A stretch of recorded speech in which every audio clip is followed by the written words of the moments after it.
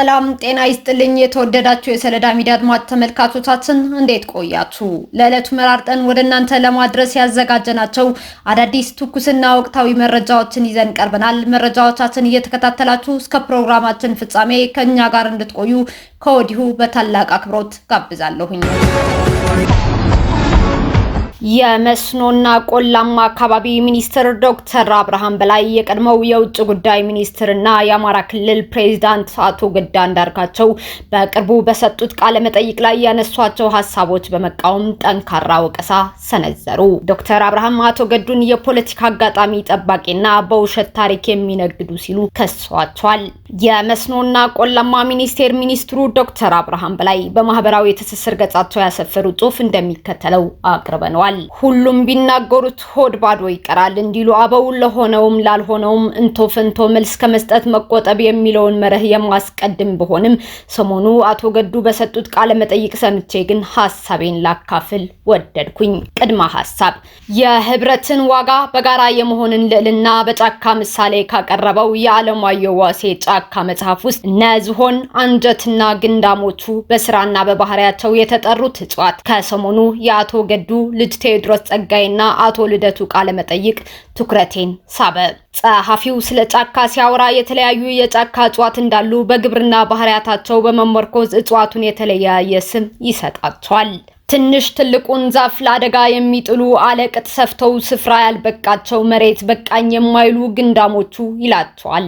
በአንጻሩ የተባለውን ከተባለበት አውድና መጠን እያወጡ በሌላ ጊዜ ደግሞ ያልተባለውን እየፈጠሩ ጫካውን ከዳር እስከ ዳር በሐሜትና በጥላቻ በወሬና በነገር እንዲሞሉና ሌሎችም ሐረጋት በሐሜቱና ዝንጠላው እንዲዋደዱ የሚተጉ ዝሆን አንጀት ሲል ሰይሟል።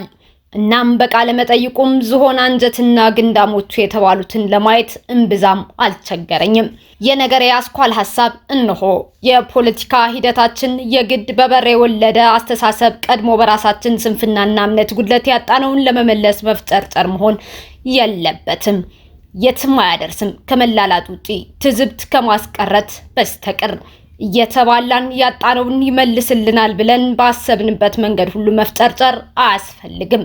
በመግቢያዬ ላይ እንደጠቀስኩት አቶ ገዱንና ስለ ወቅቱ የመሬትና አስተዳደር ጥያቄዎች ጉዳይ የፊት አውራሪ አቋማቸውን በተመለከተ ራሳቸውንም ማስታወስ ዳር ሆኖ ለሚታዘብን አድማጭ ተመልካቾችንም ግልጽ መረጃ ማቅረብ ያስፈልጋል። ከራሳቸው ቃለ መጠይቅ እንደምንረዳው የጦርነቱ ግምገማቸውና አቀረብኩት ያሉት የመፍትሄ ሐሳብ የአማራ ኃይሎችን በማስታጠቅ ዲተርንስ እንፍጠር ሲሉ የኋላ በግልጽ እንደተናገሩት የአካባቢ ታጣቂዎችን የኃይል ምሽግ ይዞ የራስ ፍላጎትን በተናጠል ማራመድ መሆኑን በአንደበታቸው መስክረዋል። እንዲህ ያለውን ሲሰማ ክህደት፣ ውሸት፣ እምነት ጉድለት እድሜም ደረጃም አይመርጡም እንዴ ያስብላል። በሽማግሌ ሲስተዋል ደግሞ ይበልጥ ያስከፋል። አይጠበቅማ።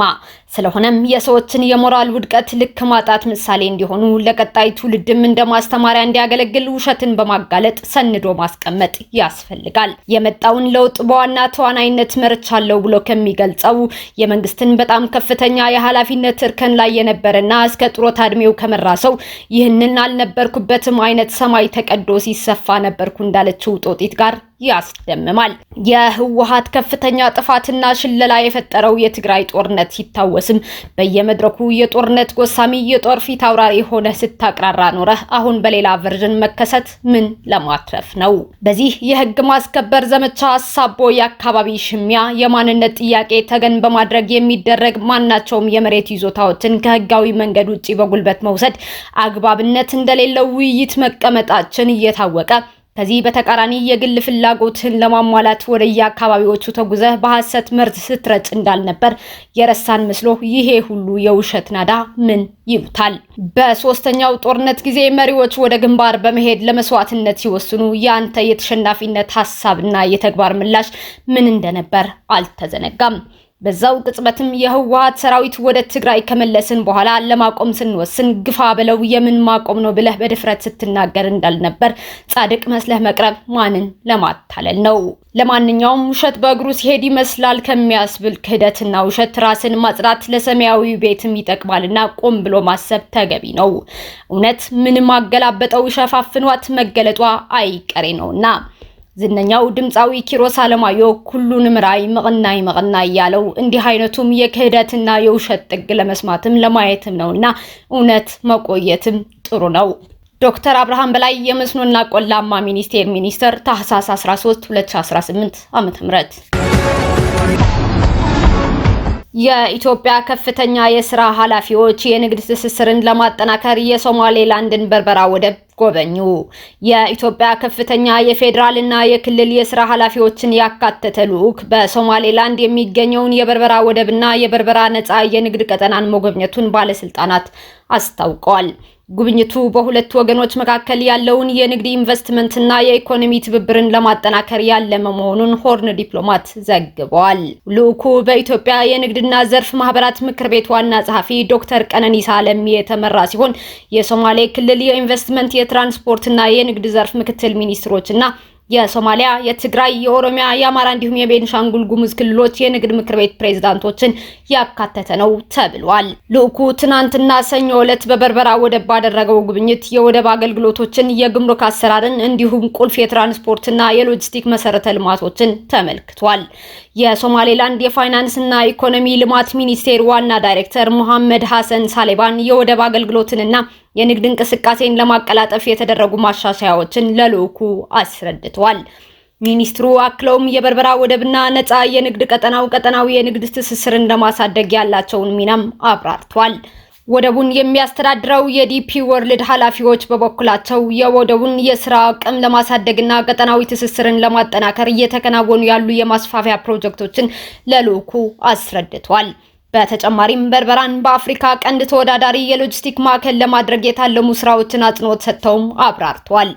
የልዑኩ አባላት ጉብኝቱ በርበራ ወደብ አልባ ለሆነችው ኢትዮጵያ ለገቢና ወጪ ንግድ አማራጭ ኮሪደር በመሆን ያላትን ወሳኝ ሚና የሚያገላ መሆኑን ገልጸዋል። ይህም ሰፊውን ቀጠናዊ የኢኮኖሚ ውህደት ለመደገፍ ትልቅ አስተዋጽኦ እንዳለው ዘገባው አመላክቷል። በ19 የአፍሪካ ሀገራት 574 ተጠርጣሪዎች በሳይበር ወንጀል መከላከል ዘመቻ በቁጥጥር ስር ዋሉ። በ19 የአፍሪካ ሀገራት ውስጥ ላለፉት 30 ቀናት ሲካሄድ የቆየው መጠነ ሰፊ የሳይበር ወንጀል መከላከያ ዘመቻ 574 ተጠርጣሪዎችን በቁጥጥር ስር በማዋል መጠናቀቁን ኢንተርፖል አስታውቋል። ኦፕሬሽናል ሴንቲነል በሚል ስያሜ በተካሄደው በዚህ ዘመቻ $3 ሚሊዮን የሚጠጋ የተዘረፈ ገንዘብ ማስመለስ የተቻለ ሲሆን ከ6000 በላይ ጎጂ የሆኑ የኢንተርኔት ድረገጾችም እንዲዘጉ ተደርጓል። ሩዋንዳ ከ10,000 በላይ የወንጌላውያን አብያተ ክርስቲያናትን ዘጋች። ሩዋንዳ ከ10,000 በላይ የወንጌላውያን አብያተ ክርስቲያናትን የዘጋችው የአምልኮ ስፍራዎችን ለመቆጣጠር የወጣውን እንደ አውሮፓውያን አቆጣጠር የ2018 ሕግ ባለማክበራቸው ነው ተብሏል። ሕጉ አብያተ ክርስቲያናትና ሌሎች የእምነት ተቋማት በይፋ እንዲመዘገቡ፣ የጤናና ደህንነት መስፈርቶችን እንዲያሟሉ፣ በተፈቀደላቸው ህንጻዎች ውስጥ ብቻ እንዲሰሩና በብቁ የሃይማኖት መሪዎች እንዲመሩ ይደነግጋል። ባለስልጣናት እንዳሉት አብዛኞቹ የተዘጉ አብያተ ክርስቲያናት እነዚህ መስፈርቶች ያላሟሉ ሲሆን ደህንነቱ ባልተጠበቀ ህንጻ ውስጥ መስራትን ወይም ያለ ተገቢ ሰነዶችን መንቀሳቀስን ጨምሮ የህግ ጥሰት በመፈጸማቸው የተዘጉ ናቸው ተብሏል። መንግስት እርምጃውን ምዕመናንን ለመጠበቅ ተጠያቂነትን ለማረጋገጥና ብዝበዛን ለመከላከል ያለመ ነው ያለ ሲሆን ፕሬዝዳንት ፖል ካጋሜ ከዚህ ቀደም ቁጥጥር ያልተደረገባቸው አብያተ ክርስቲያናት አማኞችን ይጠቀሙባቸዋል ሲሉ መተቸታቸው ተጠቁመዋል። ይሁን እንጂ የሰብአዊ መብት ተሟጋች ድርጅቶችና የሃይማኖት መሪዎች የመዝጋት እርምጃው በጣም ጥብቅ እንደሆነና በተለይም በትንንሽና ገለልተኛ ጉባኤዎች ላይ የአምልኮ ነጻነት ስጋት እንደሚያሳድር ይከራከራሉ። አንዳንድ አብያተ ክርስቲያናት መስፈርቶችን ሙሉ በሙሉ ካሟሉ በኋላ እንደገና ሊከፈቱ እንደሚችሉ የተገለጸ ሲሆን ነገር ግን የህግ ማስከበር ሂደቱ ይቀጥላልም ተብሏል። ሩሲያ ወደ ቻይና የምትልከው ፈሳሽ የተፈጥሮ የጋዝ አዲስ ክብረ ወሰን አስመዘገበ። ብሉምበርግ የቻይና የጉምሩክ ቢሮ መረጃን ጠቅሶ እንደዘገበው እንደ አውሮፓውያን አቆጣጠር በ2024 ከነበረው ጋር ሲነጻጸር ባለፈው ወር የተደረገው አቅርቦት ከ2 እጥፍ በላይ በመጨመር 1.6 ሚሊዮን ሜትሪክ ቶን ደርሷል። ይህ ከፍተኛ ጭማሪ ሩሲያ አውስትራሊያን በመቅደም ከኳታር በመቀጠል ለቻይና ትልቋ ሁለተኛ አቅራቢ እንድትሆንም አስችሏታል። አውስትራሊያ ወደ ቻይና የምትልከው የፈሳሽ ተፈጥሮ ጋዝ አቅርቦት እንደ አውሮፓውያን አቆጣጠር በ2024 ከነበረው አንጻር በ1/3 ቀንሷል። በቻይናና በአሜሪካ መካከል ባለው የንግድ ፍጥጫና በዝቅተኛ ፍላጎት ምክንያት ለረጅም ጊዜ ተቋርጦ የነበረው የጋዝ ግዢ ቻይና በነሐሴ ወር በሩቅ ምስራቋ ቤሃይ ተርሚናል በኩል ከሩሲያው አርክቲክ ፈሳሽ የተፈጥሮ ጋዝ 2 ጣቢያ ጋዝ ማስገባት በመጀመሯ ዳግም ሊያንሰራራ ችሏል። የአውሮፓ ህብረት እንደ አውሮፓውያን አቆጣጠር እስከ 2027 ድረስ ሁሉንም የሩሲያ ጋዝ ግዢ ለማቆም ያሳለፈውን ውሳኔ ተከትሎ ሩሲያ ወደ ቻይና የምትልከው የፈሳሽ የተፈጥሮ ጋዝ መጠን በከፍተኛ ሁኔታ መጨመሩ የምዕራባውያን ማዕቀብ ተቃራኒ ውጤት እያመጣ መሆኑንና የሩሲያ የውጭ ንግድ ያለምንም ከልካይ መቀጠሉን ያሳያል ሲል ስፑትኒክ አስነብቧል። እስካሁን አብራችሁን ከኛ ጋር ስለነበራችሁ እያመሰገንኩኝ በሌሎች መረጃዎች እስክንመለስ እንደተለመደው የሶለዳ ሚዲያ ቤተሰብ በመሆን ላይክ፣ ሼር፣ ሰብስክራይብ ማድረጋችሁን አትርሱ። አዳዲስ ትኩስና ወቅታዊ መረጃዎቻችን በቶሎ እንዲደርሷችሁ የደወል ምልክቷን ይጫኑ። ስኬት፣ ድልና ሰላም ለኢትዮጵያውያን። ሶለዳ ሚዲያ